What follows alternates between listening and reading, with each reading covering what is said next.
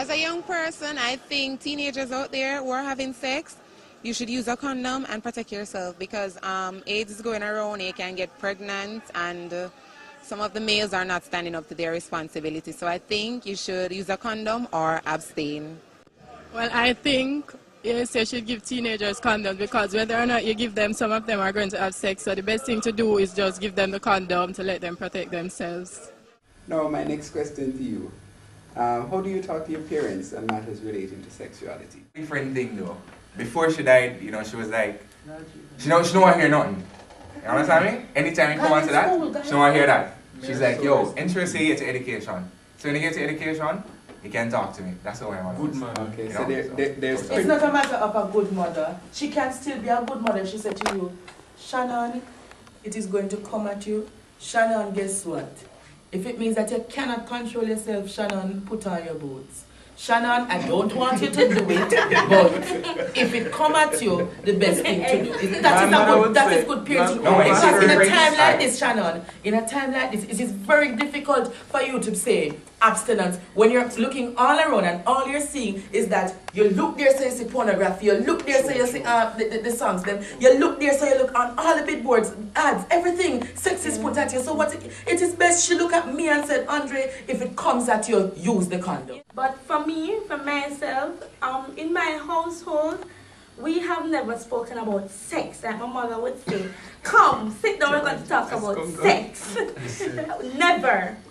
I don't know what's my daddy's view on the whole topic, but I know that my mom, she would never say sex to us because based on our socialization, I know, yes, from Pentecostal. Yes, based on our socialization, she would not expect certain things from us, but in a kind of subtle way, she would say to us, listen, you're growing old and your body is the temple of the Lord, and you know, certain things you should not what should I say, accommodate in your surroundings. Don't entertain. And she would use scriptures and she would say, make no provision for the flesh. And she, you know, and I know that is her way of saying, listen, no sex. You know, and she, my big brother is 24 and she would call him and say, you know, it's time for you to get married and I hope you're not, you know, subtle ways like those. But again, on the flip side, sometimes I think my mother is too closeted because I'm growing up and I want to go out, but yet still, she has socialized me the way that she wants and I accept it. And I know that I'm intelligent enough to know what to do and what not to do. So in that case, I think she's a bit afraid of me venturing out into the wider society. For the rest of the younger population that doesn't have the comfort of mommy and daddy or a Christian home, then I would say, you know, some people are more easily influenced than others. And for those who are easily influenced and, you know, will see the ads and the songs and it will affect them and they are sexually active, then I think it is fitting of their parents to tell them to wear a condom. Right. So from your experience, what is dating like in Jamaica? Anybody? First of all, there's not such a word in Jamaica. Dating. That's how I see it.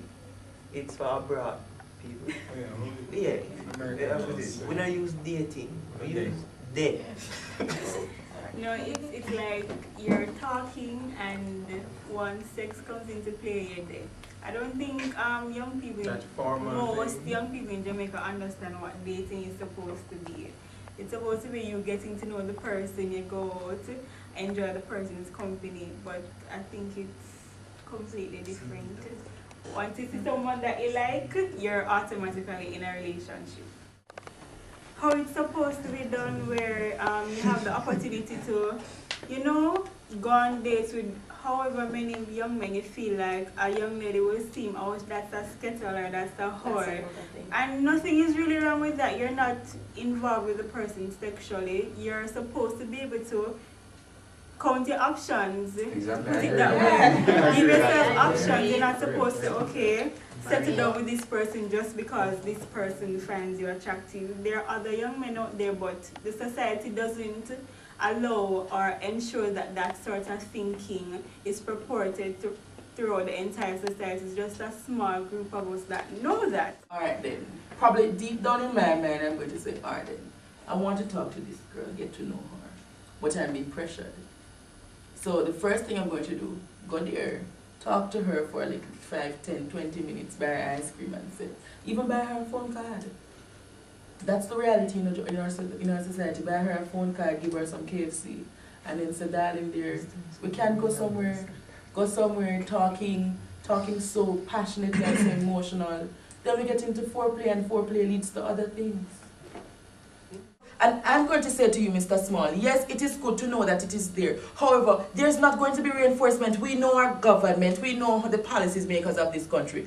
They are much more reactive than proactive. They do things when they see that it has gotten out of hand. We need now to step out of line in terms of getting out there to say it is time for us to try and react to a situation. If we had been doing this from a long time, I'm giving credit to what they are doing now, but if we were doing this from a long time, this wouldn't be happening, and that means that in future we don't need to constantly be reactive, but try and be proactive in every manner. From you see the problem and somebody say, hey, that is going to happen, let us go forward with the decision making.